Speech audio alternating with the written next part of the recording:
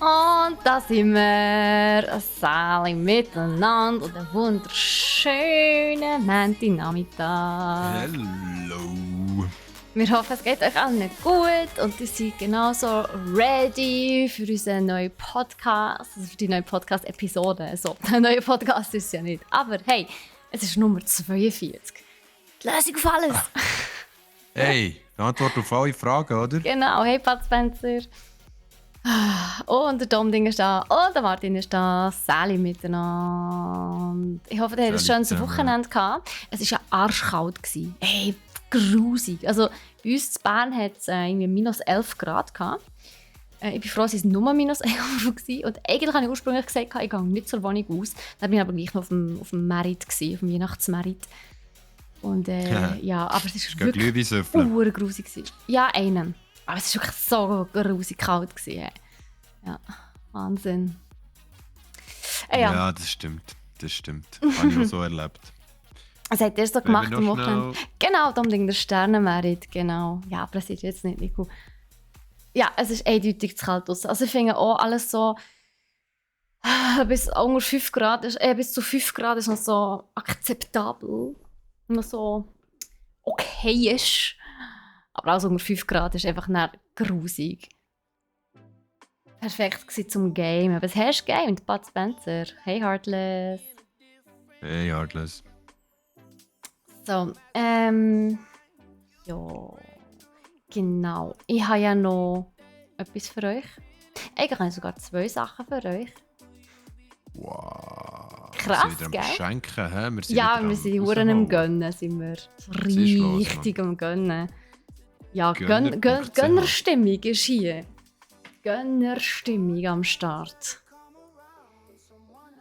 Moment. So.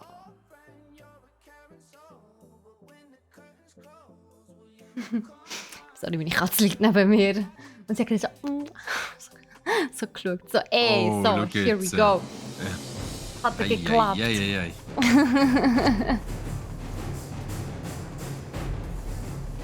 Nice. Dann müssen wir schon ein paar, die sich sicher werden freuen. Ei. Yes, ich hoffe es doch. So, viel Spass mit den 10 Subgifts, die wir mal wieder rausgerührt haben. Ich hoffe, ihr habt Spass dran und nutzt unsere schönen Emotes regelmässig und überall sonst auf allen Channels. Martin hat erzählt, er hat Oma Opa gegönnt. Die beiden fahren nächstes Jahr nach Hamburg. Was König der Cool, Löwen? Was ist Martin. König der Löwen? Das ist ein Musical. Also ist es Musical? Okay, nice. Das ist natürlich auch cool. Eben doch das Musical. Okay, henne cool. Ja, sehr gerne Ding. Ja, das für früheres Geburtstagsgeschenk. Das ist doch perfekt. Wir haben das gewusst unbedingt, Ja. dass du morgen Geburt hast. Und darum haben wir natürlich Twitch-Horti schnell ein bisschen bestochen, dass sie dir ein Subgift schenken. Genau. Ja, perfekt. Wunderbar. Genau, und wir haben noch etwas Zweites für euch. Und zwar haben wir wieder mal ein Giveaway am Start. Und zwar könnt ihr diesen hier gewinnen. Es ist ein Game, und zwar Horizon Forbidden West, also der zweite Teil von Horizon-Serie für die PlayStation 5. Das weiss ich gar nicht. Nice. Ist das kann man jetzt auf der 4 auch spielen? Sollte eigentlich gehen, oder? Ja, soviel ich weiss, ist Ja. es, wie sagt man dem, rückwärtskompatibel. Genau das Wort habe ich gesucht, ja. Horizon, beste Game, yes. Es kostet auch nur 12 Punkte tatsächlich. Also normalerweise sind die Games ja ein bisschen teurer, aber das Mal ist Horizon Forbidden West nur 12 Punkte. Falls ihr also mitmachen wollt, könnt ihr Ausrufezeichen Points in den Chat schreiben, um sicher zu gehen, dass ihr genug Punkte habt. Aber eben 12 sage ich nicht so viel. Und ihr könnt dann Ausrufezeichen Win, den Leerschlag 1 oder 2 in den Chat schreiben, um 1 oder 2 Mal mitmachen. Also ihr habt eben auch die Chance, 2 Mal mitzumachen. Yes, hey Crazy Cat Lady, ich hoffe, geht dir gut. Und ich würde sagen, dann würden wir doch jetzt mit Audacity Horti... beziehungsweise, ich muss ja noch das Game Giveaway starten. Es läuft 1 Stunde 15, by the way, ab jetzt. Also falls ihr mitmachen wollt, ab jetzt könnt ihr Ausrufezeichen Win 1 oder 2 in den Chat schreiben.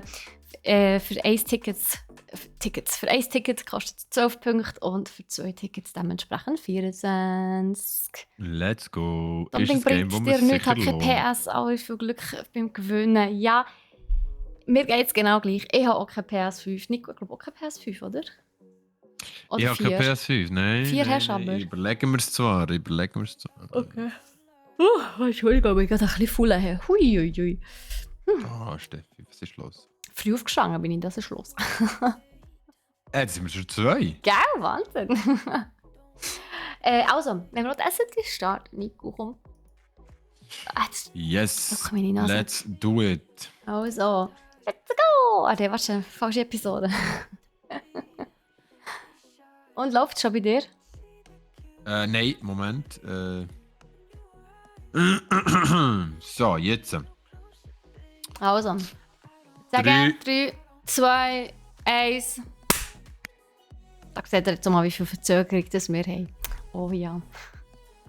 Also, Haben wir viel. ja, wir haben schon ein bisschen Verzögerung. Ja, so eine Sekunde oder so. Aber eben, das ist so ein bisschen normal irgendwie. Ja, ich würde sagen, wir müssen da gar nicht gross um ein Spray labern. Ich würde sagen, wir fangen einfach gerade an. Crazy Cat hat geschrieben, sie hat auch kein PS, aber sie macht trotzdem mit und würde es dann weiter verschenken. Das ist ganz euch überlassen, was ihr mit dem Gewinn machen wollt. Genau, das ist natürlich ein perfektes Geschenk. Also, da muss Ja, ich auf schon jeden überlegen, Fall. mitzumachen und das nachher zu verschenken. Am Göttiching oder. Also, ja, gut, Ja, Göttiching, auf weiß nicht. jeden Ab Fall. wann ist es? 16. 16, ja, also 16. Göttichen, je nachdem wie alt es ist. Oder Gottenkind, ja.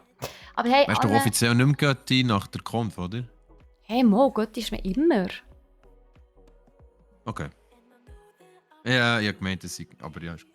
Also es geht mehr darum, dass wenn man noch minderjährig ist und die Eltern irgendwie versterben, aus einem Grund, dass eigentlich der Götti oder das Gotti eben dann, schaut auf das Kind. Dass es die Verantwortung sozusagen übernimmt, das Vormund. Das ist so ein habe ich Götti das und noch gar ein nicht gesehen. Gotti. Ja. Darum macht es eigentlich auch Sinn, wenn Gotti und Götti ein Ehepaar sind. Aber heutzutage kann man das ja auch nicht mehr sagen. Von dem her, yes. Okay, gut. Merci für die Aufklärung in dem Fall. Ich habe immer gemeint, es ist so ein christliches Ding, aber ja. Ich kann nicht mal sagen, ob es wirklich so ein christliches Ding ist. Es ist eigentlich recht gang und gäbe. So wie das auf Deutsch ist es ja Patentante und Patenonkel. Der Pate. Stimmt. Was Ja, Göttingen? weißt Das ist mit Göttingen. Nichts ist mit Göttingen. Wir haben Göttingen hier. Nein. Wow, also Gotti gibt immer Geschenke. Das ist normal. Aber egal, also Gaming News, Leute. Gaming News. Ich hoffe, ihr seid ready. So, Yes, let's do Musik it. ist abgestellt. Hier, also das Giveaway läuft. Also, machst du den Anfang? Ja, was heisst du? Also, das ist ja letztes Mal schon. Okay, ja, sicher. Nein, ich habe letztes Mal den Anfang gemacht, darum frage Ja, okay. Ist gut. ich. Ist okay für dich? Wo ich ja letztes Mal das Steffi, Intro ich gemacht mache ihn. habe. Ich mache ihn. Oder hast du letztes Mal das Intro gemacht? Ich weiß doch nicht, wie ich mache Eben, darum auch nicht. Eben, gell, Ah, mit dem du Mario. mit Mario. Eben, Ah, ja. ja, gut. Absolut weggecringed. Okay, gut, ja. Das war nicht cringe, hallo? Also ist gut. Ich mache es. Warte schnell, bist du schnell. So, noch schnell etwas aufschreiben. Lalalala. Also, seid ihr hey, Swisswell, seid ihr ready? Hätte ja noch zweimal müssen anfangen, genau, wo wir vergessen haben. Und das sind nicht starten. Oh Mann. Also, ich weiß nicht, ich bin ready. Und denkt Ja, dran, ich Leute, Giveaway, macht mit. Genau. Also. You ready? Antwort auf alle Fragen ist gemäss dem Hitchhikers Guide to the Galaxy 42. Somit ist das die Folge 42 von Buffgrid Loot, unseren Gaming News mit der Steffi Hallo! und mit mir. Wir haben wieder extrem viel Buff für euch. Extrem viel Buff. Einerseits kommt Steffi gerade mit einem ganz grosse News von den Game Awards 2022. Ich hitte euch ein bisschen mit Final Fantasy VII Crisis Core Remaster. Steffi kommt nachher mit der coolen Ankündigung von Hades 2. Ich habe das Thema Dark Tide, Warhammer 40k. Steffi kommt nachher mit Infinity Nikki. Da bin ich sehr gespannt drauf, was das Game für uns beinhaltet. Und dann haben spannend. wir eigentlich nur ein Crit-Thema. Und zwar Diablo 4. Collector's Edition gibt es eine ganz grosse, aber das Game ist nicht dabei. Und dann gibt es noch Loot. Herzlich willkommen zu Buff Crit Loot. Alle miteinander. Ja, yes, würde ich sagen, der startet gerade mit den Game Awards 2022. Ist jetzt immerhin auch schon wieder eine Woche her, ein bisschen länger, wo die haben stattgefunden. Wir haben aber letztes Mal gerade nicht darüber reden, weil die Game Award Show wirklich am Abend nach unserer Aufnahme stattgefunden hat. Und darum haben wir es natürlich letzte Woche nicht mit in unserer Episode gehabt. Aber ja, ich würde sagen, jetzt gönnen wir uns ein bisschen Insights in die Game Awards, wo das Jahr, ich würde sagen, wenig überraschend sind. Aber es hat so einen kleinen, sehr amüsanten Part drin, den wir euch natürlich auch nicht vorenthalten wollen. Wir haben ja letztes Mal, als wir darüber geredet haben, wer die Nominierten sind, schon gesagt, Elden Ring und God of War Ragnarök und aber auch Horizon Forbidden West haben wahnsinnig viele Nominierungen gehabt. Elden Ring hat 11 Nominierungen gehabt, God of War Ragnarök 10 Nominierungen gehabt und Horizon Forbidden West hat 9 Nominierungen gehabt. Und ich muss natürlich sagen, es ist ja nicht gross verwunderlich, dass eins von denen auch das Game of the Year gewonnen hat. Eher verwunderlich ist aber, dass der Game of the Year Gewinner, und das ist, vielleicht hat es, 100% hat es mittlerweile schon alle mitbekommen, das ist Elden Ring. Yes! Yeah, congratulations, kleiner Applaus an dieser Stelle. Hat es gut gemacht, ja. Elden Ring. Aber lustig ist, dass sie trotz ihrer wirklich sehr zahlreichen Nominierungen dann doch nur, 4 Awards gewonnen haben. Also abgesehen vom Game of the Year Award haben sie auch noch Best Game Direction, Best Art Direction und Best Role Playing Award gewonnen. Also total 4 Stück. Nice. Und dort hat God of War Ragnarök mehr abgeräumt als das Game of the Year. Und zwar hat God of War Ragnarök noch Best Narrative, Best Score and Music, Best Audio Design, Best Performance, Innovation in Accessibility, wenn ich es aussprechen kann. Accessibility. Genau. Und Best Action Adventure, also total 6 Awards haben sie abgeräumt. Und Horizon Forbidden West ist tatsächlich sogar leer ausgegangen. Die haben alle ihre Game-Nominierungen leider nicht können in einen Award umsetzen, sondern haben sie den Kollegen müssen abgeben von Elden Ring oder gar God of War Ragnarök. Hey, heute kann ich nicht reden, was ist schon los? Ja, krass, aber es ist auch ein bisschen, die Konkurrenz ist schon riesig, also sorry. Ja, also die Games, die dieses Jahr nominiert waren, das waren wirklich alles mega Blockbuster gewesen, da muss man wirklich sagen. Aber es ist eigentlich, nicht hat jedes Game irgendwie auch Game of the Year Award gewonnen, das nominiert war. Aber eins muss schlussendlich halt einfach den Award bekommen. Und es sind sicher mehrere Sachen, die da mit reingeflossen sind. Dass man Game of the Year bekommt, ist natürlich auch eine mega Auszeichnung. Und ich glaube, Elden Ring ist auch mehr gehypt worden, relativ lang, als jetzt eben zum Beispiel God of War Ragnarök oder Horizon Forbidden West. Ich glaube, der Hype um Elden Ring war grösser gewesen. Und dann kann man gut vorstellen, dass es einer von diesen Einflüssen ist, dass schlussendlich Elden Ring auch Game of the Year Award Game of the Year geworden ist und nicht eben eins von den anderen. Was auch noch? Hast du das mitbekommen, Nico? Es ist einer bei der Dankesrede von der, wie heissen sie? From Software, ist das From Software? Ja, Elden Ring. From Software, ja. Nachdem sie Dankesrede hatte, ist einer, der ausgesehen hat, als wäre er Teil des Teams. Der ist auch ganz normal mit diesen 4 Entwicklern ist einfach mit auf die Bühne geschlichen. Und niemand hat es geschnallt, dass der eigentlich gar nicht zum Team gehört. Nicht mal die vom Hm. Team selber haben ihn gesehen, wo er eigentlich recht sichtbar war und sich recht sichtbar platziert hat.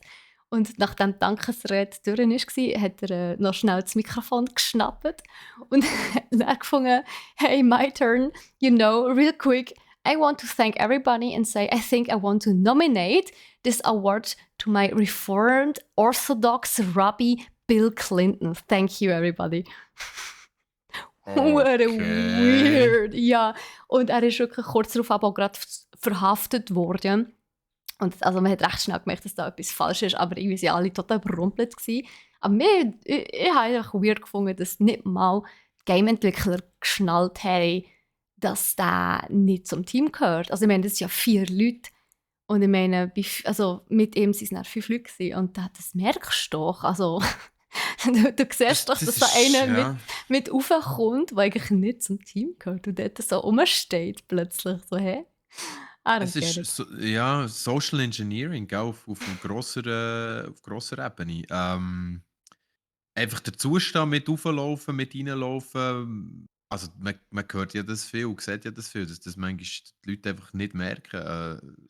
Wahnsinn. Gutes Beispiel ist ja auch mit einer Leuchtweste irgendwo reinlaufen oder mit einer Leiter. Die Leute lassen dich rein, weil sie das Gefühl haben, du musst irgendetwas aufhängen oder flicken. Das stimmt, ja. Da hat es ja ein Social Experiment Video dazu gegeben. Das war ganz interessant. Gewesen. Das ist echt super, Steffi. Wir gehen einfach an, wir fliegen an die E3 und dann legen wir beide die Leuchtweste an, gehen Und mit dann, Leitern auf die genau, Bühne. ja, perfekt. Perfekt. Nein, tatsächlich hat es auch schon sehr üble Konsequenzen gehabt. Also von dem her, geht nicht auf die Bühne, Leute. Egal bei welcher Show oder bei was auch immer, crasht bitte keine Bühnenshow. Das kann wirklich ganz übel enden. Echt Ja, nur an gut, dieser das hat Stelle halt. schnell. Und ja, eigentlich gehört das Thema eher zu Crit, I know, aber wir machen jetzt weiter einfach mit den normalen Game Awards.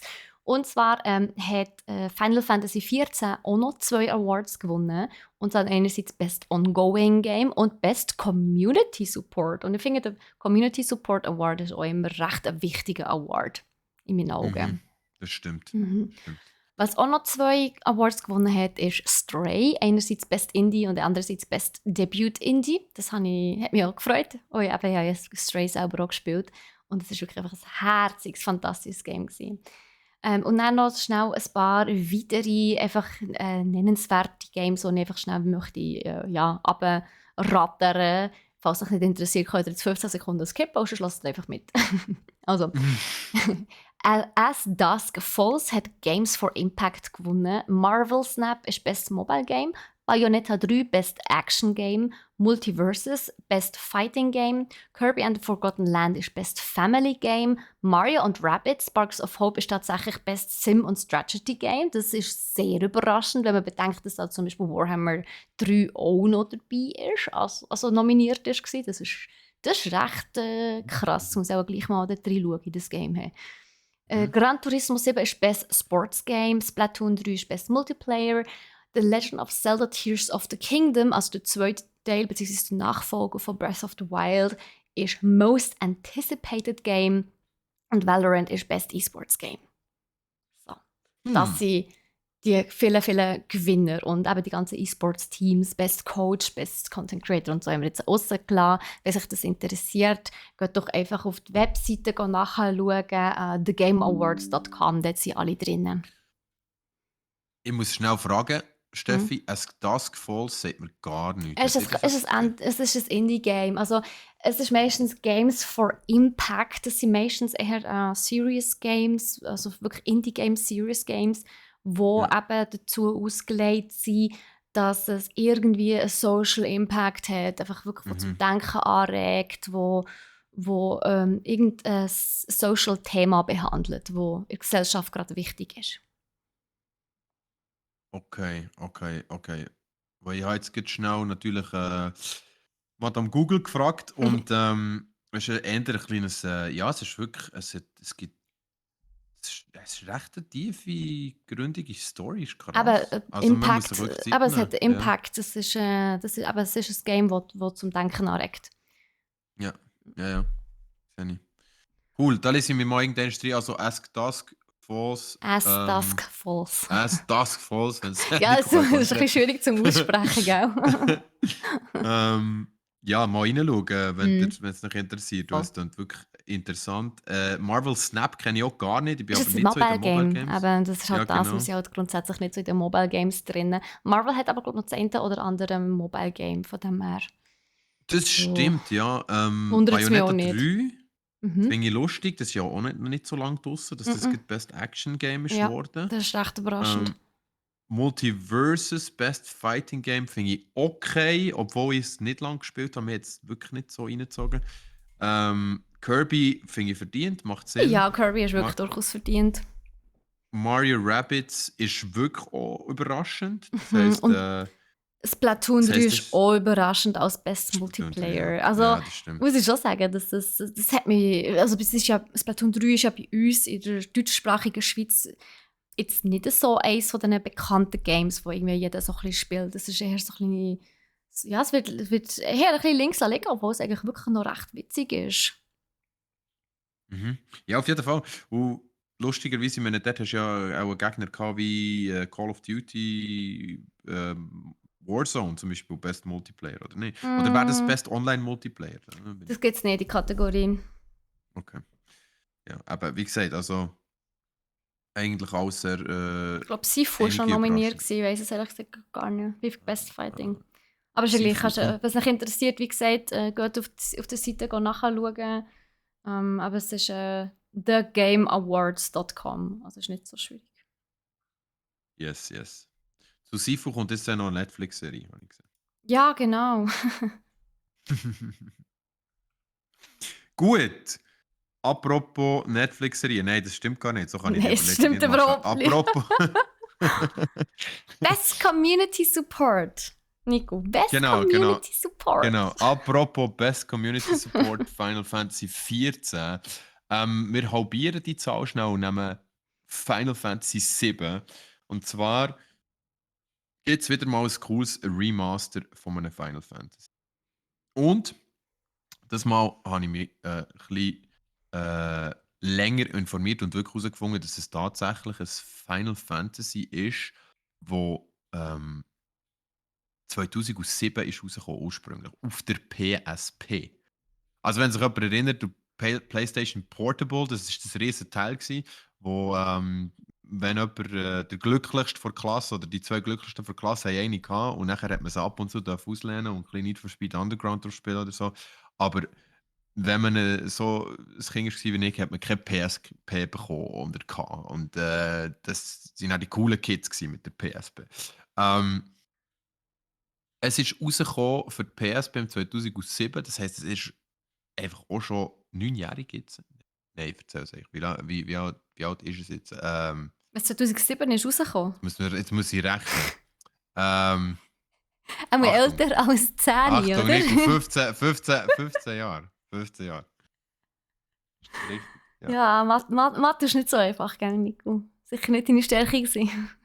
Das ist sicher nicht meine Stärke, gewesen, aber ich habe auch ein bisschen viele Zahlen im Kopf im Moment.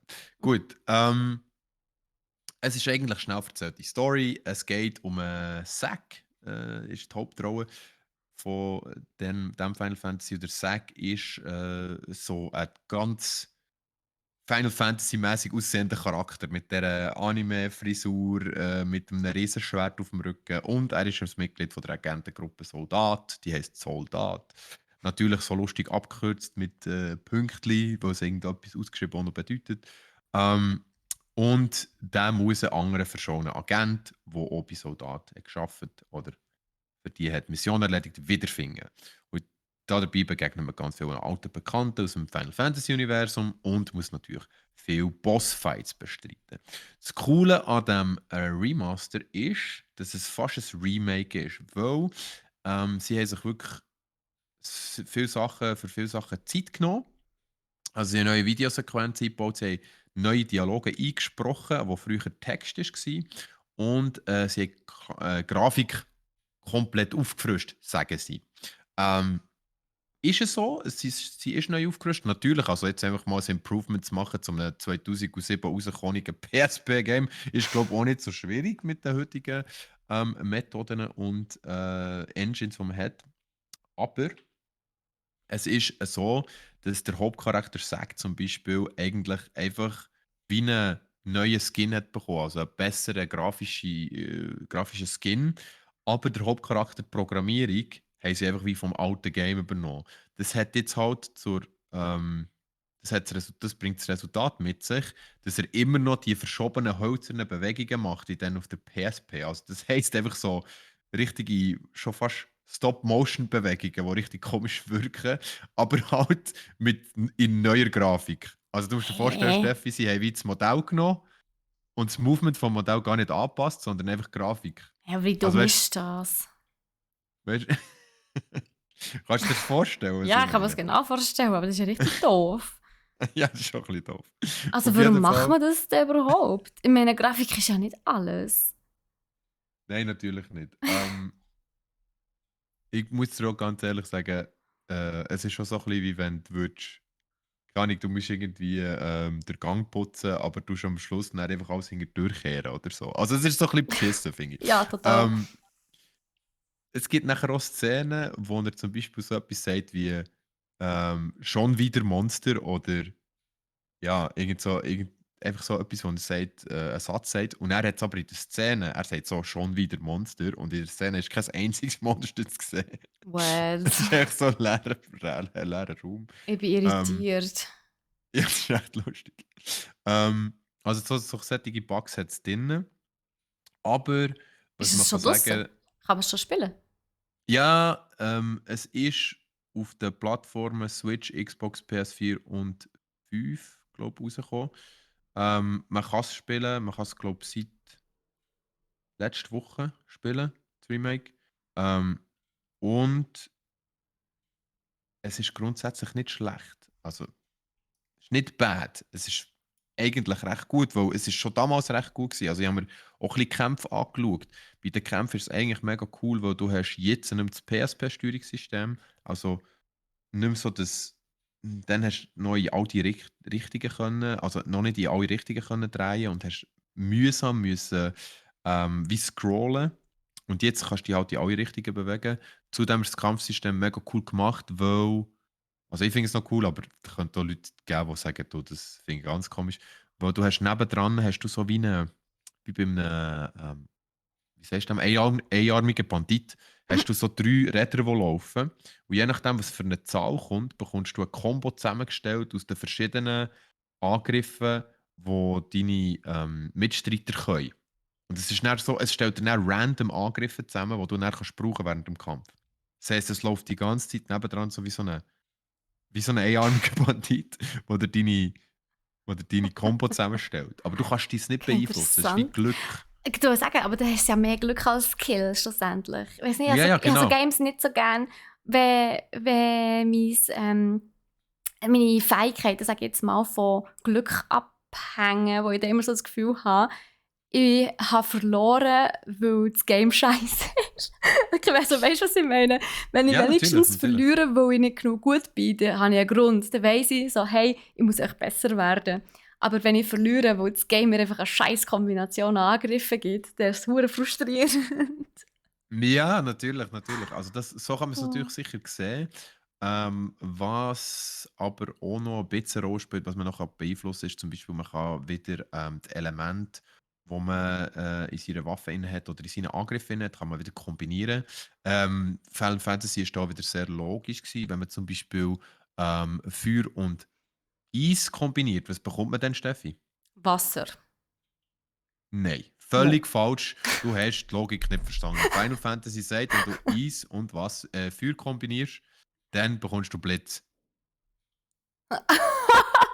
ähm, ich glaube, sie müssen nochmal in den Physikunterricht. Ich glaube, die hat Doch geschwänzt. ganz klar, Steffi, du bekommst Blitz. Also Okay. ja, man sieht, man hat es da nicht so genau genommen mit der Logik. Auf jeden Fall. Spannend. Würde mich echt Ja, interessieren, wie sie auf das sind gekommen. weiß es auch nicht. Auf jeden Fall ist es sicher ein Game, wo man kann spielen kann, wenn man das erste gefeiert hat. Und Ich würde es ich würde es als Zwischenvertrieb sicher auch mal spielen. Nur ist mir der Preis von 50 bis 60 Franken dann doch ein bisschen zu teuer für das, die ich jetzt da angeboten bekommen habe. Aber ja, das ist, glaube ich, so die Norm für die Final Fantasy Games. Die sind nie billiger gewesen, Ja. was sie rausgekommen. Ja, also ich finde, man kann es sicher spielen.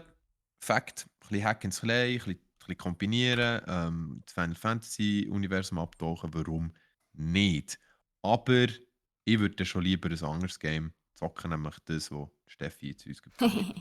Also ich muss noch schnell sagen, wenn ich den Trailer so anschaue von Final Fantasy Crisis Core oder Core Crisis, ich weiß es gar nicht mehr, also, ich glaube, wenn man Final Fantasy Fan ist, also ich kann mir vorstellen, das ist so ein bisschen, entweder du bist Pokémon-Fan oder Legend of Zelda-Fan oder eben du bist so Final Fantasy-Fan, wo das ist von der Game-Reihe her, sage ich jetzt mal, ungefähr gleich alt wie Legend of Zelda oder Pokémon. Es geht so ein bisschen, oder Mario, es geht so ein bisschen in die gleiche Richtung rein. Und ich kann mir vorstellen, wenn du wirklich Fan bist, mit dem Genre aufgewachsen bist, also mit dieser Game, mit diesem Franchise, dann wirst du das auch kaufen. Und das ist ja eigentlich das, was wir uns, also wir Zelda-Fans uns eigentlich auch wünschen, dass es eben mal wieder so ein Remaster bzw. ein Remake gibt von den älteren Zelda-Titeln. Ich würde zum Beispiel mega gerne mal wieder irgendwie ein Ocarina of Time oder auch mal ein Link to the Past spielen oder ein Majora's Mask, aber eben in geiler Grafik, das muss ich wirklich sagen. Also, beziehungsweise es muss ja nicht so eine super hyperrealistische Grafik sein, aber das wäre hure gut, wenn man einfach mal wieder ein Game, also ein altes Zelda-Game hat, wo da ein Remake würde bekommen. Aber ja, sie Ja, sind auf jeden damit Fall. beschäftigt, neue Zeldas zu machen. Das sage ich natürlich auch nicht nein.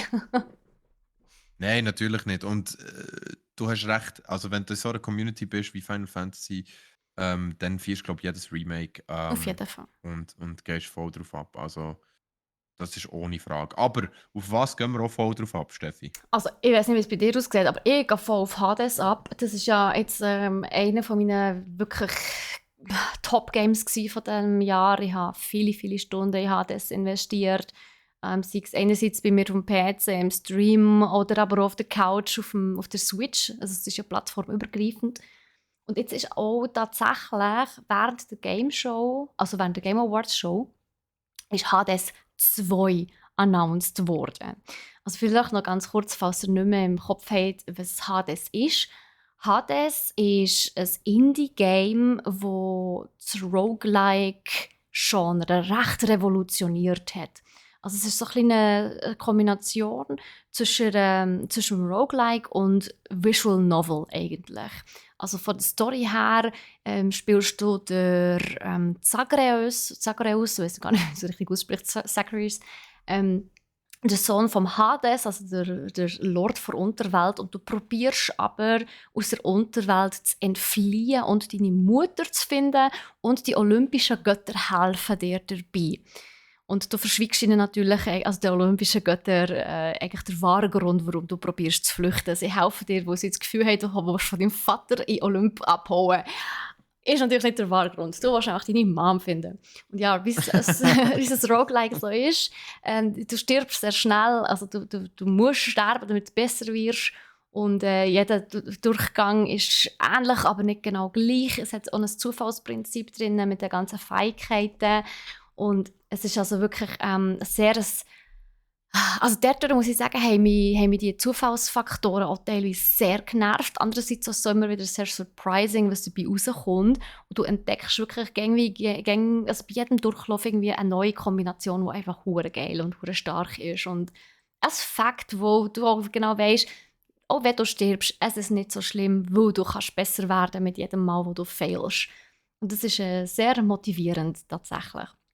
Und ja, also überhaupt nicht ohne Grund hat Hades auch zig Awards gewonnen, unter anderem der allererste Hugo Award. Also Hugo ist normalerweise ein Preis für Film. Und jetzt haben sie eben auch einen Game Award, einen einzigen Game Award verteilt, und der ist an Hades gegangen. Und Aber ja, ja. schon geil. Und Hades hat außerdem auch, sobald es vom Early Access wirklich in Full Release ist gekommen, also sobald es offiziell gelauncht worden ist, hat es innerhalb von ziemlich einer kurzen Zeit, ich glaube es nicht mal Wochen oder so, oder auch ziemlich schnell, hat es 1 Million Games verkauft. Also Das Game ist wahnsinnig durch die Decke. Es hat mega viel haben das ultra gefeiert und ich gehöre eben auch dazu. Ja. Und auch, wenn Nice. man schaut, Metacritic Score ist tatsächlich nach wie vor bei 93. Wenn man sich überlegt, das Game ist 2020 erschienen. Und es ist immer noch bei 93. Ich meine, was hat Elden Ring mittlerweile? Das ist recht gesunken. Ja, das stimmt. Ja, das ist eine gute Frage. Was hat Hast du nicht letztes Mal irgendwie warte, erzählt, Elden Ring hat irgendwie noch er ist nicht 64 mehr oder so, er so? ist nicht mehr so Das gut. ist Nein, verdammt nein, nein, nein, teuer. warte schnell, warte schnell. Nein, 96. Ah, 96? Sicher? Immer noch? 96, 96, ja. Metacritic Must Play. Ah, okay. Aber Also, irgendwo der hast du doch User gesagt, Score ist 7,7. ah, dann meine ich auch das. Genau, okay. Okay. Aber eben, für ein Indie-Game 93 ist verdammt hure gut. Das muss man also wirklich sagen.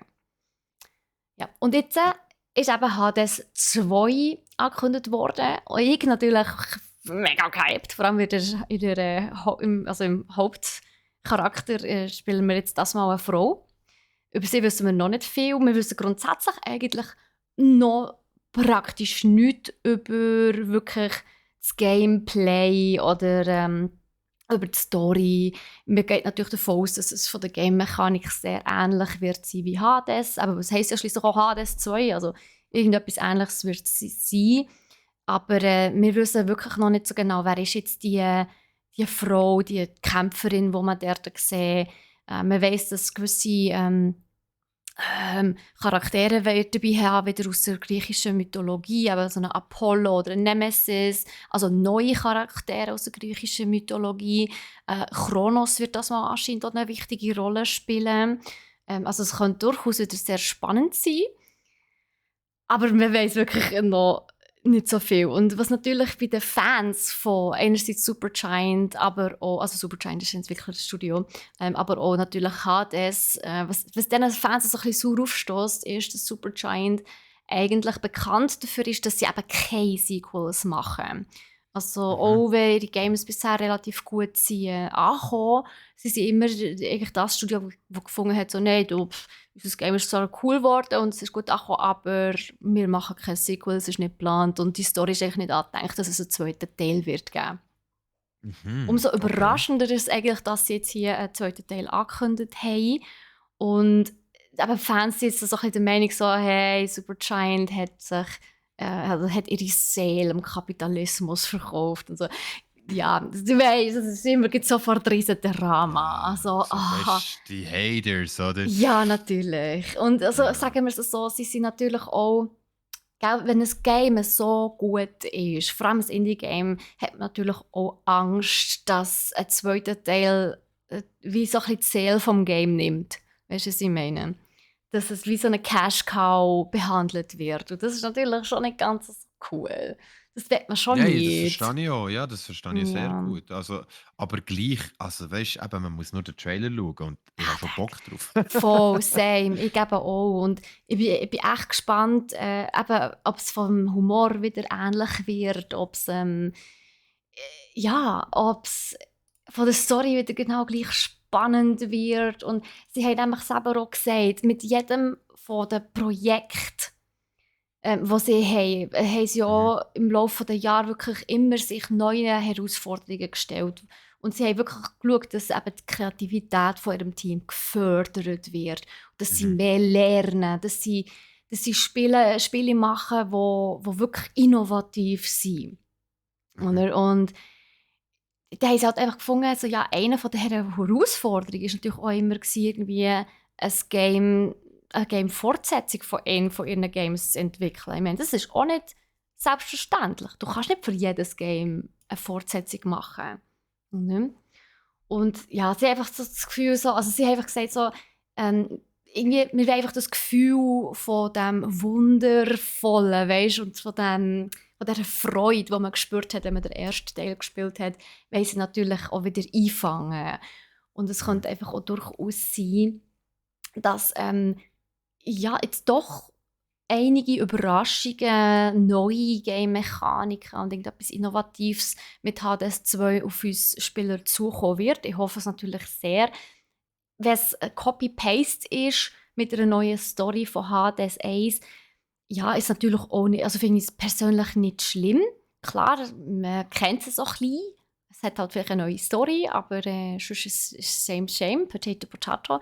Aber wenn natürlich Supergiant sagt, wir wollen, dass unsere Games immer innovativ sind und dass sie immer wie, dass wir suchen nach Herausforderungen und wir wollen eben die Herausforderungen auch meistern, dann kann ich mir eben schon gut vorstellen, dass man im zweiten Teil die eine oder andere Game-Mechanik hat, wo man mit HDS1 noch nicht hatte. Und das ist natürlich echt sick.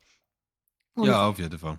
ja, und da muss man natürlich auch sagen, es ist immerhin ein Indie-Studio und ein finanziell erfolgreiches Game. Hey, wenn es einen Nachfolger gibt, wird das also ist das mit ziemlicher Sicherheit auch eine finanzielle Absicherung.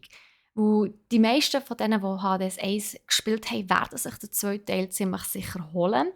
Weil, ich meine, Hades 2, Hades hat ist dermaßen gut angekommen bei den Fans, dass sie den zweiten Teil nicht einfach werden boykottieren, nur weil es der zweite Teil ist und Supergiant nicht bekannt dafür ist, dass sie die Sequels machen. Also das kann mir niemand erzählen, dass da die Leute werden das Game boykottieren, einfach aus Prinzip, weil es nicht gut ist. Oder das Gefühl haben so, nein, sie haben ihre Seele an Kapitalismus verkauft. Nein, und das ist natürlich eine finanzielle Sicherheit für ein Indie-Studio, das eben darauf angewiesen ist, weil sie ja oftmals auch keine Fördergelder bekommen und weil sie jetzt nicht so die krassen Zahlen und Umsatzzahlen haben wie eben so ein AAA-Studio. Und das bietet natürlich einem Indie-Game-Studio immer wieder die Möglichkeit, zum neue Games zu entwickeln. Darum, also so oder so, ich finde es mega geil, dass sie sich dazu entschieden haben, einen zweiten Teil zu bringen. Leider gibt es noch kein Release-Datum. Aber ich denke, das wird sicher noch 1,5 Jahre mindestens dauern. Es Ja, ist ja. immerhin erst der Teaser rausgekommen, also von dem her, ja. Ja, aber ich sehe schon, also man sieht, man hört dir die Freude in der Stimme direkt an, Steffi. Ja, ich Und freue ich mich muss auch ganz sehr. ehrlich sagen, ich bin mir sicher, ich habe das Eis noch nicht gespielt, aber einfach, weil ich mir möchte... Nein, halt. Weil ich mir möchte Zeit nehmen. Ja, genau. Ähm, nein, wirklich. Du Es hast ist schon so, ich so viel möchte... Zeit gehabt, Nico. So viel Zeit. Jedes Mal, wenn du Call of Duty gespielt hast, hättest du endlich ein gutes Spiel können spielen. Ja, da kommt sie wieder, die bestrafende Steffi. Sie ist wie Ich bin so nicht eine bestrafend, ich bin einfach Racheengel. ehrlich. Einfach wie- mein persönlicher Racheengel. Ja, Steffi, du hast recht. Ja, ist gut, ist gut. Du mich schelten. Mach ich. ähm, ja, was meinst du? Soll ich übernehmen? Ja, du darfst Oder übernehmen, ich habe fertig. darf ich übernehmen? Okay, Ja. du gibst mir. Steffi gibt mir ab und zwar gehen wir vom einen Hack and Slay Roguelike. Nein, ist nicht Hack and Slay, es ist Mal, mehr es Roguelike ist einfach. Hack and Slay, doch. Okay. Aber es ist überlegt Hack and Slay. Also du musst schon ein bisschen hacken und slayen, aber es ist überlegt. Also du brauchst Köpfchen. Hack and Slay ist So, meistens jetzt ja, normalerweise, wenn du Hack and Slay spielst, dann musst du echt Button-Smashing betreiben, mehr nicht. Also viel überlegen musst du true, nicht. true. Und dort musst du schon überlegt vorgehen. Ein Game, wo man sicher weniger muss überlegen muss, hundertprozentig, ist in dem Fall das Warhammer 40k Dark Tide, wo ich jetzt noch schnell etwas darüber erzähle. Und zwar ist das eigentlich wie Vermintide, einfach ohne Ratten. ähm, Vermintide kennt vielleicht noch der eine oder andere von euch. Es hat 2 Teile gegeben von Vermintide. Ist sogenannte Hack and Slay, das Hack and Slay Game mit Wellen, wo man vor allem Wellen von Feinden bekämpft. Und man halt wirklich wild darauf ein muss schlagen. Im Dark Tide ist es jetzt so, dass man noch ein bisschen mehr anstatt 3 schlägt, ein bisschen 3 schießt. Man hat jetzt mehr Schusswaffen. Sie schießt verstanden. Natürlich nicht, Steffi. Das wäre ein ganz anderes Game, das gibt es aber sicher auch. Auf jeden Fall ist Darktide ist für mich, von mir aus gesehen, so ein bisschen der grosse Cousin vom Vermintide, der es ein bisschen besser macht. Weil es hat 2, 3 Sachen, die sie anders gemacht haben und ich finde auch das ganze Universum rundum noch ein bisschen geiler. Das spielt mehr im Weltall. und es hat mehr es hat gleich mehr verschiedene Gegner, die auf mich jetzt ansprechender wirken.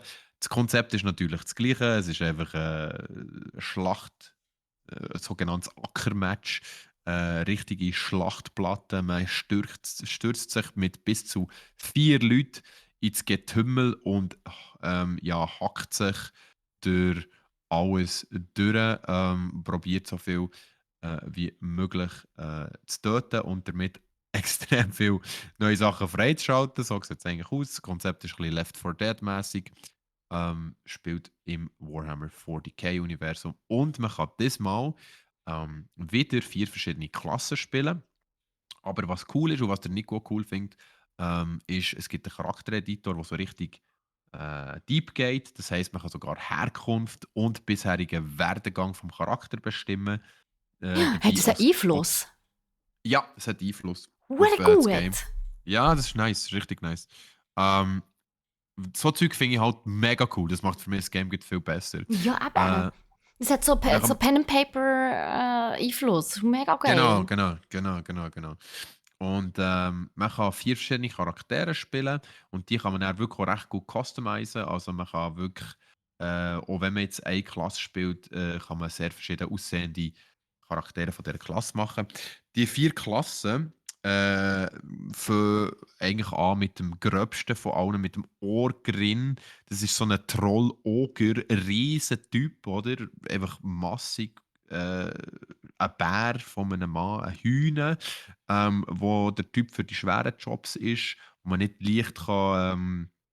leicht besiegen mit dicker Haut und natürlich immer mit einem Prügel, einem Hammer oder der ganz schweren Wumme unterwegs.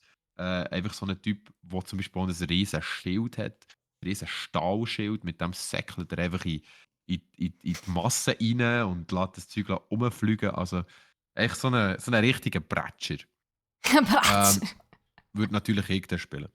Ähm, der Eiferer ist so ein schneller Nahkämpfer mit wenig Rüstung, aber er glänzt sehr mit Agilität und kritischen Hits. Das heisst, immer wieder schnell zustechen, schnell reingehen, draufhauen. Gut ist. Der Veteran ist eher einer, der sich gerne auf Schusswaffen verlässt, also Präzisionswaffen, Schrotflinten, MGs. Ist da der richtige Revolverboy, der da rumschießt und Zeug und Geschichten geht selten in Nahkampf, aber einfach, der hat Schwarzpulver im Blut. Oder? Das ist auch für jemanden, der sehr gerne einfach nur Schusswaffen spielt. Und dann gibt es noch den Psioniker, das ist so eine Art Mage. Und der kann so mit Gedankenkraft und Telekinese kannst so Hirne sprengen. Also, äh, Hirnsprengen, are you kidding ja, me? du kannst wirklich so von innen raus den Gegner sprengen, so mit Telekinese. So recht, Yikes. ja, ja, ist recht yikes. Und was wichtig ist, erst ab Level 11 geht es richtig los, weil dann erst werden die optionalen Aufträge freigeschaltet und die kann man dann im Vorbeigehen eigentlich erledigen. Also so wie 500 Gegner abschießen, 15 Grimoires sammeln, 3 Levels ohne zu sterben abschließen. Und es ist wirklich so aufgebaut, dass man am Anfang einfach ein kleines Würstchen ist und sich dann muss rausschaffen muss, um die grossen Jesus Aufträge Gott. zu erledigen. Ähm, Das machen sie ein bisschen anders als Vermintide. Es ist wirklich alles auf das ausgelegt, dass man so viele Runs macht wie möglich. Ähm, Leider, das kleines Leider, ist so, dass sie viele Levels und Levelbosse und auch Missionen einfach dupliziert haben jetzt in der Beta. Und das ist natürlich ein bisschen schade, wenn man dort Missionen macht und dann merkt man, oh, es ist wieder der gleiche Endboss, oh, es sind wieder die gleichen Gegner, es ist wieder die genau gleiche Mission, wir müssen wieder das von A nach B bringen. Und das ist jetzt leider viel passiert. In der Beta haben sie es zwar können reduzieren auf die Hälfte, aber es fehlen immer noch, also für mich fehlt auch immer noch das ganze Charakterspektrum von Warhammer 40k. Ja, ich meine, wenn du das zur Verfügung hast, dann musst du doch so richtig geile Sachen von dem einbauen. Es gibt 100.000 verschiedene Charaktere dort. Und du duplizierst einfach Sachen. Das finde ich so ein bisschen sehr schade. Und das könnte mir auch ein bisschen den Spass am Game verderben. Aber trotzdem ist es eine nice Ballerei und ein gutes, schönes Shadow-Knacken. Optisch natürlich nichts für Warnduschen, Steffi. Also nicht für mich, ist gut, ich habe es kapiert. Ich glaube, das Game, das ich euch noch vorstelle, ist so das komplette Gegenteil von dem, was du jetzt gerade erzählt hast. Es ist liebevoll, herzlich, traumhaft. Ja, Es ist einfach, ja, es ist einfach wirklich ein, ja, aber nein, auch dort muss ich sagen, bevor ich anfange ins Thema. Wir vergessen, glaube ich, alle, dass Gaming nicht einfach nur immer ähnlich ist. Also in einem Game geht es ja nicht immer darum, du wirst auf eine Mission geschickt und du musst Leute eliminieren, um dein Ziel zu erreichen. Also irgendwelche Gegner eliminieren, um dein Ziel zu erreichen. Ich meine, sind wir ehrlich, ich glaube sicher etwa so 90% von den Games, die wir so kennen, basieren auf dem, dass man eben muss, ja, eben irgendwelche Gegner zu Boden bringen. Und ich glaube wirklich, dass wir ab und zu auch ein bisschen vergessen, dass Gamen ja eigentlich viel mehr ist. Dass literally alles Gamen ist. Also eben auch einfach ein bisschen seinen Bauernhof pflegen und so ist ja auch, also kann auch Gamen sein. Und es gibt tatsächlich ein neues Game, wo viele so ein bisschen schockiert sind, wie so etwas möglich ist, beziehungsweise warum man so etwas macht. Und zwar ist es ein Dress-Up Open World Adventure. Also es ist erstens mal eine Kombination, die es noch nie gegeben hat. Erstens. Und zweitens es geht vor allem darum, dass der Hauptdesigner, sage ich jetzt mal, der dort mitwirkt, dass der bei zig Legend of Zelda Games mitgearbeitet hat. Und zwar ist das ich glaube, wo ist das? Hier. Der Kentaro Tominaga, der hat bei Breath of the Wild mitgespielt, der hat mitgemacht, beim DLC war er sogar Director gewesen. Der hat bei Wind Waker mitgewirkt, bei Twilight Princess, bei Skyward Sword und sogar bei A Link Between Worlds ist er beteiligt gewesen. Also es ist wirklich ein Designer, wo man sich wirklich gedacht hat, so, wie kann es sein, dass er jetzt ein Dress-Up-Game macht. Aber er sagt selber, dass es eine mega neue Erfahrung für ihn sei und eine neue Herausforderung und das ist eine seltene Gelegenheit, die er hier bekommen hat. Und wenn man das Game anschaut, ich weiss, es ist nicht jedermanns Sache, aber es ist traumhaft schön.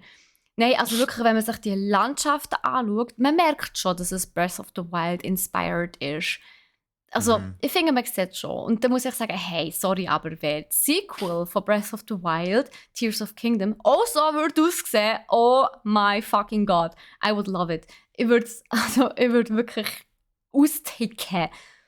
Aber das ist leider nicht der Nachfolger. Es ist wirklich ein Dress-Up-Game. Und jetzt gehen wir schnell rein, was das genau ist. Also, die Story ist du spielst eine junge Frau. Die Story an sich ist jetzt nicht wirklich unbekannt, beziehungsweise die Game Mechanics sind nicht unbekannt. Es hat schon Shining Nikki und Miracle Nikki gegeben und das Game heisst jetzt eben Infinity Nikki. Und das sind alles Dress-Up-Games. Du musst nicht lachen, Nico. Das ist ein Gaming-Genre, das durchaus seine Berechtigung hat und im Fall auch sehr, sehr beliebt ist. Und es geht darum, dass sie herausfindet, dass es so verschiedene Klamotten, auch Kleidungsstücke gibt, die so legendary sind und Kräfte haben. Und man macht sich tatsächlich als eben die Gaming-Figur, die Nikki, auf einen Weg durch eine Open World. Also man sucht Open World ab, wie bei einem ganz normalen Adventure-Game, wo du die offene Welt erkundest und Rätsel und Puzzle löst, um Materialien und ich sage jetzt mal Blaupausen, also beziehungsweise eben Muster findest und musst finden, damit du eben die Kleidungsstücke kannst erstellen. Und wenn du die Kleidungsstücke hast, hast du verschiedene Fähigkeiten. Also du kannst entweder schweben oder du kannst gross oder klein werden und je nachdem hast du natürlich ganz andere Fähigkeiten oder kannst ganz andere Rätsel lösen. Du kannst auch angeln und Insekten fangen, was auch sehr relevant ist für Materialien und Kleidung herzustellen. Und was man sich noch nicht ganz so sicher ist, ob es irgendwie auch ein Outfit gibt, wo man damit kämpfen kann. Also es sieht aus im Trailer, als ob es ein Outfit gibt, das so Magiekugeln verschießt ist. Aber ja, ob es wirklich so ein Kampfoutfit gibt, das weiß man noch nicht. Und da muss man wirklich sagen, also vom Aussehen her mega geil. Und ich glaube auch der Adventure-Aspekt mit dem Erkundigen der Welt könnte echt cool werden. Da kommt es einfach darauf an, und das wissen wir alle, da haben wir schon ein paar Mal darüber geredet, wie voll ist die Open World. Ist sie leer? Gibt es viele Sachen zu machen? Wie kommt man von A nach B? Gibt es Porting Points? Also kann man sich teleportieren? Wie ist die Game-Mechanik? Gibt es viel zu tun? Gibt es Nebenquests? Wie viel gibt es zum Erledigen? Wo im Moment, wenn man den Gameplay-Trailer so ein bisschen anschaut, sieht es so ein bisschen aus, als ob man einfach so ein bisschen durch die Welt hüpft, ein bisschen Puzzles löst und that's it. Aber ja, mir fehlt noch so ein bisschen das Ausgereifte, wo ein Game eben playable macht. Also wirklich, wo man kann sagen so, hey, das packt einen mega und das muss ich unbedingt aus Grund von dem spielen, wo ich glaube, also wo es eben so reinzieht, weißt, und wo es so einen Drang gibt, um noch mehr herauszufinden und irgendetwas, ein Endziel, weißt. Also gibt es Missionen oder ist die einzige Mission, einfach alle Kleidungsstücke so zu finden und so. Und ich muss sagen, also das Mädchen in mir, wo immerhin etwa 13 Barbies hatte früher, hat schon ein bisschen Freude. Das muss ich also an dieser Stelle schon sagen. Also die Open World, Hammer, traumhaft. Die Musik, muss ich auch sagen, wirklich gelungen. Es ist so eine märchenhafte, epische Musik, die dort läuft. Also, nein, also das muss ich wirklich sagen. Also, als ich den Gameplay-Trailer gesehen habe, habe ich schon sagen, doch, ich glaube, da werde ich mal reinschauen. Es ist einfach nicht so ein «Ich gehe jetzt raus auf ein Prügeln Monster» und ja. Ja, nein. Und das vergisst man. Das hat auch viele Leute, die eben auch so Sachen ganz gerne spielen. Die Leute gehen auch ein bisschen vergessen. Und die Gamer werden oftmals halt auch nicht als Gamer angeschaut, obwohl es aber eigentlich auch Gamer sind. Und ich bin der Meinung, das muss man einfach akzeptieren. Gerade wir, sage jetzt mal, also wir Gamer, die auch ein bisschen, ja, vielleicht gewalttätigere Games spielen, müssen einfach akzeptieren, dass Spieler von solchen Spielern auch Gamer, also von solchen Spielen auch Gamer sind. Schliesslich wollen wir ja auch, dass die Gesellschaft uns anerkennt und endlich eingesehen, dass Gaming eben nicht einfach ein brutales Abschiessen von irgendwelchen Gegnern ist. Und darum müssen wir einfach einsehen, hey, das ist auch Gaming. Natürlich, Steffi. Ja, mit dem, sorry, es ist nur so viel Girliness und Kitsch auf einen Haufen gewesen, dass ich einfach ab und zu Ja, aber Nico, du vergisst, dass die Hälfte der Gamer, wenn nicht sogar mehr, Frauen sind. Nein, ich habe es nicht vergessen. Ich glaube, es war mehr so ein Personal Feeling, so von wegen, ich habe mir jetzt so vorgestellt, shit, wenn ich als Entwickler hätte an diesem Game arbeiten. Er hat ja nicht müssen, er hat wollen. Ja. Er hat ja wollen, er ist ja freiwillig dorthin gegangen. Ja, vielleicht. Auf jeden Fall, ich stimme dir zu. Also es war nur meine persönliche Reaktion darauf, weil ich so dachte, oh shit. Okay, da hat man wirklich... Es hat für mich auf Anfang an so ein bisschen gewirkt wie Sailor Moon als RPG. Ja, aber weißt du, geil, Mann, hallo? Nein, aber was ich natürlich an dieser Stelle auch muss sagen, schau, wenn jetzt du Papi wirst und du hast ein kleines Mädchen und du kannst ja nicht bestimmen, nein, jetzt nur mal als Beispiel, das ist nicht das... Aha. Okay. Mal angenommen, du würdest jetzt Papi werden, aus welchem Grund auch immer, und wer auch immer das mit dir machen, das sei dahingestellt. Aber du bist jetzt Papi von einem kleinen Mädchen. Und das Mädchen liebt Glitzer und Pink und Barbie oder Puppen und du bist aber Gamer. Und dann denkst du dir so, weisst du was, mit mir gleich vielleicht eine kleine Connection zusammen aufbauen können, spielen wir halt so ein Game. Weisst du? Als Papi würdest du das machen. Oder? Ja, fix. Wo so kannst du nämlich ein Kind auch ein bisschen in die Welt des Gaming hineinführen. Ohne dass es super brutal ist. Weißt du? Ja, aber ich glaube, dein Kind wird auch Glitzer nicht so. Das kannst du nicht wissen, Nico. Das kannst du nicht wissen. Okay.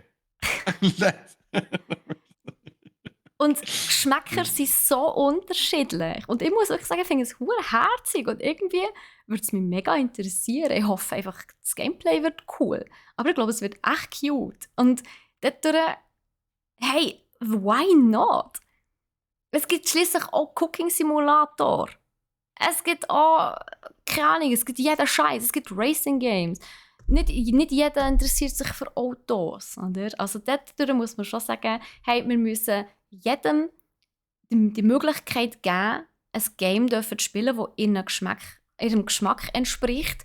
Und es muss nicht immer brutal sein, es muss nicht immer ein Gemetzel sein, es muss nicht immer etwas mit Racing oder mit Autos zu tun haben. Oder es muss immer ein Sportsimulator sein. Es kann mal etwas sein, und eben, das vergisst man vielfach, Frauen, Mädchen sind ein wahnsinnig wichtiger Bestandteil der Gaming-Szene und die werden nach wie vor einfach vernachlässigt. Und jetzt gibt es ein Game, oder mit dieser Art von Games gibt es jetzt, oder gibt's Games, die auch für Mädchen sind. Und das ist doch schön. Wir wollen doch nicht einfach ein Geschlecht ausschließen, nur weil sie vielleicht nicht gerne Baller-Games haben. Und es kann auch sein, dass Buben das werden feiern. You never know, oder? Also, Schön ja. gesagt, schön gesagt, schön gesagt. Das stimmt natürlich, das stimmt. Darum, Da also, stimme ich dir voll zu. Es ja. müssen ähm, Weißt du, alle Gamer Facetten von sagen immer Gamer. so, ja, wir sind so including. Ja, genau. Und wenn das Glitzer-Barbie-Game kommt, findet ihr es so nicht cool. Nein, aber wie gesagt, ich denke, du sagst es richtig, Geschmäcker sind verschieden und Gamer sind verschieden. So soll so bleiben, so soll so sein. Auf jeden Fall wichtig Empowerment für jede Art von Gamer. Stimme ich dir zu, Steffi. So ist es dann nicht. Danke. Und darum, it's glam time anytime. Und das ist übrigens wirklich der Slogan von Nicki Infinity. It's glam time anytime. Und es ist verfügbar für PlayStation 4, PlayStation 5, PS und Android. Und es ist plattformübergreifend. Wenn das rauskommt, weiß man aber noch nicht so genau. Gut. Ja, schön. Merci vielmals, Steffi. Für den wunderschönen Ausflug ins Glamourland. Und wir kommen zum Loot. Nein, das stimmt nicht, Nico. Mann, wir sind zuerst bei Crit. Wir haben ja noch ein Genau. Crit-Thema. Eins wenigstens, ja. Und zwar, es ist ein bisschen ein lustiges Crit-Thema, also schon mega schnell vorbei. Kommt und geht gleich wieder. Und zwar ist es so, ja, Diablo 4 kommt ja raus. Und Diablo 4 gibt es eine Collector's Edition. Wer hätte Und das zwar gedacht? eine richtig fette Collector's Edition. Beinhaltet tut die Collector's Edition zum Beispiel Kerze vor Schöpfung. Das ist so eine rote Kerze, die höchstwahrscheinlich elektrisch funktioniert. Dann eine Stoffkarte von Sanctuario. Das ist auch die Karte von der Spielwelt, genau. Siehst das ganze Gebiet, das da bereits ist. Und nicht ganz Sanctuario. Also dort fehlt auch noch irgendetwas drauf. Sanctuario, ja, das ist jetzt zweimal komisch geschrieben, aber so heisst es, die Welt. Ein Kunstband, also ein Band bekommt man ein Buch mit der aus der Entwicklung stammenden Kunstwerk und Konzeptzeichnungen. Das ist so ein Artbook, das kennt man. Das finde ich aber mega Ein cool, das habe ich gerne. Das ist mega Wenn man cool, so ja. sieht, wie das Game Design und so, also wie Character Design und Landschaftsdesign und so sich langsam entwickelt hat über die ganze Entwicklungsphase. So cool. Genau. Und nachher gibt es eine Kerze der Schöpfung. Das hast du schon Nein, das habe gesagt, ich schon Nico. gelesen. Ein okkultes Mauspad. Entschuldigung, zwischen Also Kerze und. ein okkultes Mauspad. Oha. Ja, es ist Was kann zwischen das? Kerze und, und ein okkultes Mauspad. Und zwar ist es ein Mauspad, das ist schwarz und es hat ein Pentagramm drauf. Also Aha. für alle Metal-Leute, ein okkultes Mauspad für euch ist auch dabei. Ein Sammelpin mit der Hora drin, so eine Ansteckpin, wo die als Mitglied von der Hora drin ausweist. Was auch immer das soll sein, aber hey, Wahrscheinlich eine Get Sekte. it. Ist eine Sekte, genau. Dann 2 mattierte Kunstdrucke. Also 2 Drucke mit Artworks von Diablo 4 und die sind recht gross. Das sind so postermäßige Kunstdrucke. Insgesamt kostet die Collectors Edition 92 Franken. Also auch so 93, 92 Franken. Ähm, Jetzt fragt ihr euch sicher, irgendetwas hat ja gefällt. Oder? Steffi? Ja, ich weiss, Irgendetwas was habe ich nicht fehlt. gesehen. Was habe ich nicht gesehen? Soll ich es auflösen? Genau. Das Game Das Game. selber! Ja. Genau. Das Es muss er ist das separat Game kaufen. selber, das fehlt. Aber ich meine, Das wer Game. will auch schon das Game kaufen, wenn man nur die Collector's Edition Box kann haben? Genau. Wer braucht schon das Game? Sorry, Wer aber... braucht schon das Game? Wer braucht schon das Game? Also, Oh. es ist wirklich so, das Game ist nicht in der Collector's Edition drin. Also, das heisst, man hat es mal wieder geschafft, auf eine neue Ebene vom Profit zu haben und Ich eigentlich glaube, zu sagen, nee, hey, das ist nicht wisst ein ihr neues, was? das ist nicht ein neues Level von Profit. Das ist es ist ein neues Level von Trolling. Ja, Das ist irgendwo. Next Level Trolling, Mann. Sorry. Das stimmt schon. Das Weißt du, stimmt schon. schenkst du jemandem zum Beispiel, also so als Gotti oder so, willst du deinem Götti-Buben Freude machen, schenkst du ihm die Collector's Edition das Game nicht mal dabei. Stell dir vor. Genau. Ja, ich so, oh ja, ich habe eine Collector's Edition gekauft. Für das habe ich mega viel ausgegeben. Ja, Dann 100 kommt so ein Franken. SMS von deinem Götti-Bub. Sorry, das Game ist nicht dabei. Hast du Ist es einfach selber Fehler. gemuckert? Du bist selber am Spielen? Also hier, ganz einfach, sehr, sehr, sehr lustig und komisch und trollig und unglaublich weird. Das Interesting. Game ist nicht drin. Wenn ihr euch also die Collector's Edition kauft, dann müsst ihr das Game dazu auch noch kaufen. Das heisst, das Game kostet auch Separat. nochmal 70 Euro. Das heisst, ihr zahlt alles in allem etwa 160, 170 Stutz. Für alles. Wow.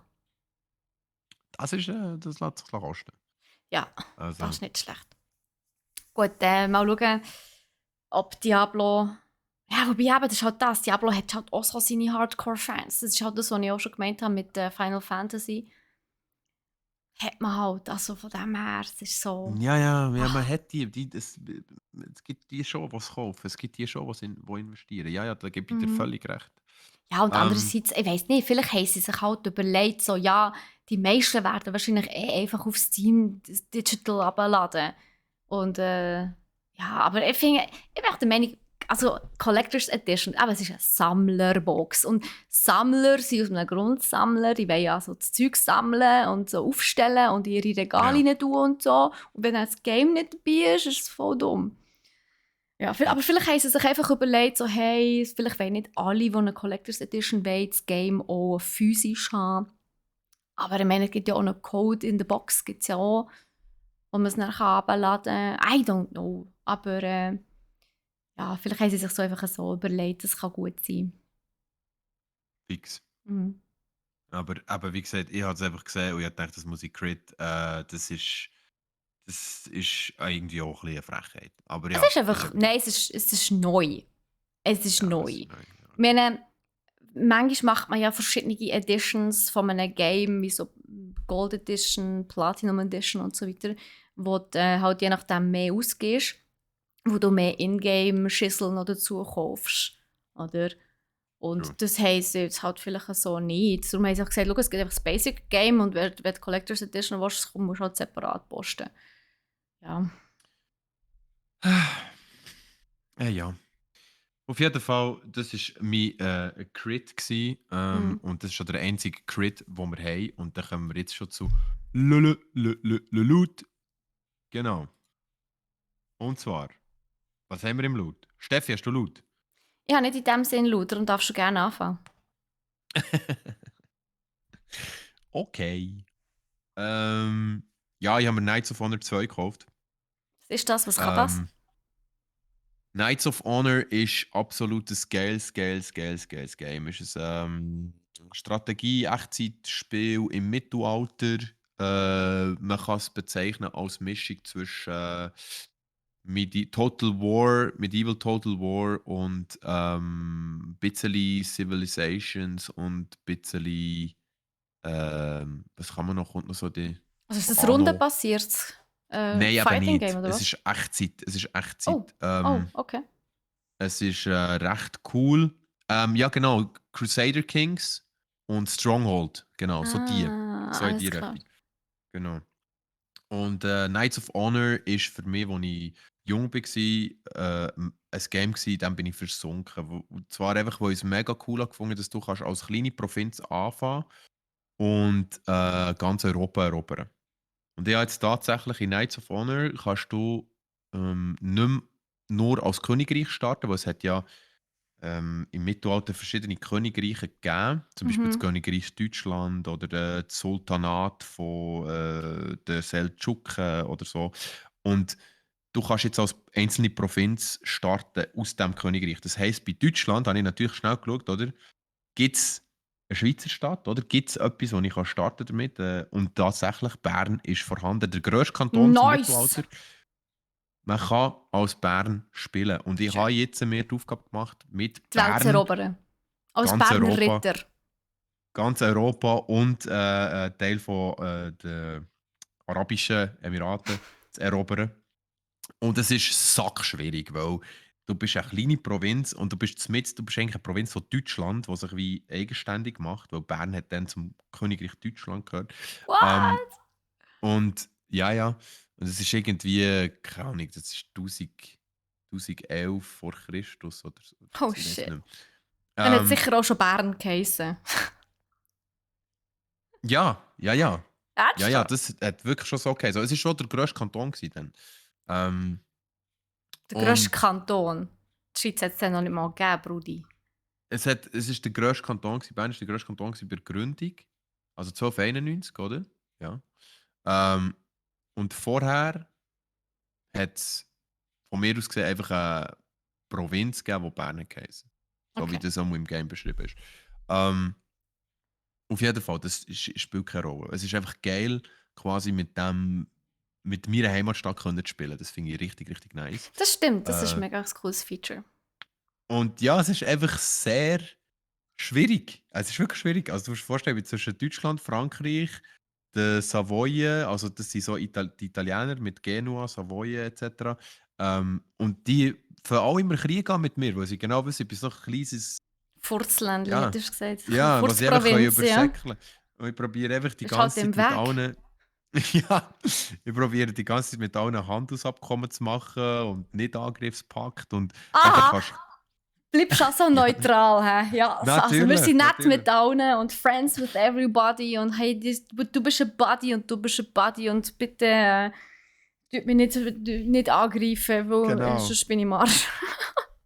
Nur so funktioniert es. Und ähm, da ich sehr ein historisch begeisterter Mensch bin, holt mich das Game mega, mega ab. Es ist mega Das cool. glaube ich. Und ich könnte so, das Coolste ist, ich könnte so meinem Bär zeigen und er fände es auch noch richtig geil. Obwohl er Games, glaube ich, gar nicht feiert. Aber das, da wäre er auch drin, weil er dann würde sagen, du, aber ist das wirklich so gewesen? Und da muss ich Aber gerade das ist ja genau nachschauen. das, was ich vorher gemeint habe.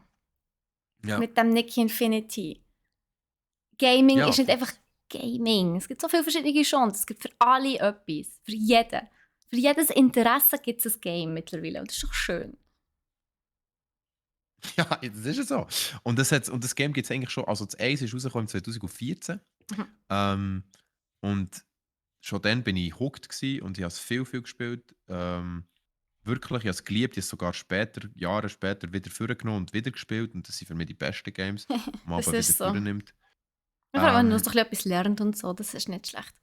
genau. Und darum sehr schöne Musik auch in-game. Also die Musik ist wirklich mittelalterlich, aber mega, mega ruhig, oder? Nicht so eine nervöse, sondern so eine schöne, ruhige Musik. Und die deutsche Version, ich spiele die deutsche Version bewusst, weil der Sprecher ist echt so cool. Okay. Das ist so ein richtiger weißt, Hörbuchsprecher, Oh, der so krass. gerne zulässt. Ja, ja, genau. Ja, Und dann, der nice. dann so sagt, was, Was wollen Sie bauen, mein König? Ja, das hörst du natürlich gerne, gell, Nico? Ja, ja. Wir haben eine königliche Nachricht erhalten. Ein Königreich möchte Frieden schließen. Ja, nice. So, ich glaube, ja, ja. Es ist wirklich super. Ich habe es sehr gerne. Ich feiere es und es ist sehr gute Investition gewesen, was sich wirklich Was hast gelohnt du noch hat. gezahlt? 40 habe ich gezahlt. Ah, easy. Ja, ich Ja, finde, so ein Game, wo geil ist, wo viele Stunden damit verbringst, ist 40 echt nicht genau. viel. Genau. Ich habe mir kein Game geholt, aber ich habe dafür eine Netflix-Serie mir reingesuchtet über das Wochenende. Also wirklich ein Stück geschaut. Es ist jetzt auch nicht so eine mega krass grosse Serie, sondern es besteht aus 6 Episoden an etwa 25 Minuten. Also es ist ein 3-stündiger Film, basically. Und es heißt Dragon Age Absolution. Und es ist wirklich, es spielt in Winter. Und also ich selber habe nicht so wahnsinnig viel Ahnung von Dragon Age. Ich habe mir einmal ein bisschen eingespielt. Das ist schon verdammt lang her. Und seither habe ich eigentlich nie mehr gross viel zu tun gehabt mit Dragon Age. Aber ich habe gehört, sie haben auch ein neues Game in der Pipeline, das eben in den Winter so spielen. Und dann passt natürlich, dass sie diese Serie mit Netflix zusammen noch gemacht haben. Und ich muss sagen, wenn man gamet, aber sich mit Dragon Age nicht auskennt, dann ist die Serie völlig okay. Wenn man nicht gamet, könnte man Schwierigkeiten haben, um gewisse Sachen zu verstehen. Und ich muss auch so sagen, als Nicht-Dragon Age-Kennerin, glaube ich, sind mir relativ viele Sachen entgangen. Oder habe ich sehr viele Sachen vielleicht nicht so wirklich geschnallt, wo ja, vielleicht der ein oder andere Hint wäre gewesen, oder wo man halt hat wiedererkannt aus dem Game raus, irgendwelche Easter Eggs oder so. Aber es hat mich echt abgeholt, also ich habe es spannend gefunden und wirklich sehr schnell ist die Zeit vergangen und ich dachte so, was, jetzt ist es schon durch und ich habe wirklich Spass gehabt dran. Also ich kann es wirklich empfehlen. Falls ihr gerne mal wieder so ein Fantasy-Anime wollt schauen, es ist eigentlich wirklich vom Stil her so ein eine Cartoon-Slash-Anime, also weniger Anime, aber also eine Cartoon-Serie und es ist völlig okay. Also es ist nicht High-Level, es ist kein Arcane, aber es ist völlig in Ordnung. Cool. Mir hat es Mega abgeholt. cool. Mega cool. Ich habe mir überlegt, ob ich so anfangen schaue, aber dann gebe ich mir eine Chance jetzt. Ja, schau es. Ist wirklich nicht schlecht. Yes. Top. Gut, das wär's. Cool. Falls ihr etwas anzumerken habt zu den Themen, dürft ihr uns sehr gerne im Podcast, im Discord schreiben. Und das findet ihr alles, beziehungsweise so, ja, alle Links grundsätzlich findet ihr immer in unseren Shownotes. Und dann würde ich sagen, dann hören wir uns in der Woche wieder. Habt Sorge, gamet nicht zu viel, aber genug. Und bis zum nächsten Mal. Tschüss zusammen. Tschüss zusammen. Hey Ataraxi, du kommst zu spät. Nein. Wir sind jetzt gerade fertig mit unserem Podcast. Denkt daran, Leute, wir haben nach wie vor das Giveaway, das am Laufen ist. Und zwar, Moment, schnell refreshen, das Giveaway. Das dauert jetzt noch genau 1 Minute 40. Also falls ihr im Giveaway noch wollt, mitmachen wollt, es gibt Horizon Forbidden West für die PS5 zu gewinnen. Dann schreibt jetzt unbedingt Ausrufezeichen Win, genau, ins Ding mit, in den Chat rein und dann macht ihr noch mit am Giveaway. Und sonst ist der Zug abgefahren. Hey, Stone Raps macht auch mit. Nice. Good luck an alle. Was gibt es überhaupt? Ja, eben, sage ich ja. Horizon Forbidden West. Zuhören. Er hört nicht, er schaut nicht, also sogar in die Kamera gestreckt. Hey, Wahnsinn. Ja, ist ja gleich. Also, der hat noch genau 1 Minute Zeit, Leute, und dann ist das Giveaway vorbei. Und dann lösen wir den Gewinner aus. Hey, ich kann heute nicht reden. Gottfried Stutz, was ist schon los? Massi. Was jetzt? Wenn ich gerne ein bisschen weniger Licht habe, ist das doch mein Problem, oder? Ich muss auch zugeben, ich habe heute auch ein bisschen weniger Licht als sonst. Aber ich habe normalerweise das Licht mindestens auf 50%, jetzt habe ich es nochmal auf 30%. Dafür habe ich eine schöne Weihnachtsbeleuchtung endlich. Am Wochenende meine Weihnachtsbeleuchtung aufgehängt, die ich übrigens bei brack.ch gekauft habe. Also wir haben auch tolle Weihnachtsbeleuchtung. Also falls ihr noch Weihnachtsdeko braucht, schaut unbedingt vorbei. Wir haben wirklich, wirklich coole Sachen. Viel Kitschdeko, aber wir haben auch viele coole Sachen. Genau. Weihnachtsbeleuchtung, Weihnachtssachen, Du hast noch gar nichts mega viel. dekoriert, hä? Nein, also mache ich auch nicht. Ich bin nicht so. Keine Nicht so. Weihnachtsstimmung in deiner Wohnung. Ähm, Oh nein, der Flo hat geschrieben, Horizon Forbidden West liegt seit dem Release auf dem Pile of Shame. Wieso denn das? jetzt ist das Giveaway fertig. Ja, jetzt ist das Giveaway vorbei, Leute. Jetzt ist der Zug abgefahren. Jetzt könnt ihr nicht mehr mitmachen. Aber dafür tun wir jetzt schnell auslösen, wer das gewonnen hat. Also meine Katze hat mir gestern die Hand angegriffen. Was hast du schon gemacht? Die Katzen greifen die Hände nur an, wenn sie das Gefühl haben, sie ist böse oder es ist etwas zum Spielen. Solche Sachen, ja. So, also, wer ist Gewinner? Nico, was meinst du? Trommelwirbel! Nein, sag's nicht, bitte. Nein. Also, machen Nein, wir also sag nicht, das ist der Massi. Nein, ich habe es noch nicht, ich habe es noch nicht Okay, ausgehört. okay. Sonst würdest du es sehen. Also, gewonnen hat 3, 2, 1. Crazy Catley schon wieder. Geil! Nice.